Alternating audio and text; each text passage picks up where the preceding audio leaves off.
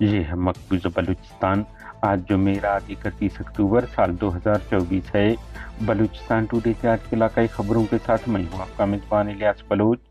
ضلع یوگ سمباد میں پاکستانی فورسز کی فوج کشی، ایک شخص کو ہلاک کر دیا، ISPR کی تصدیق۔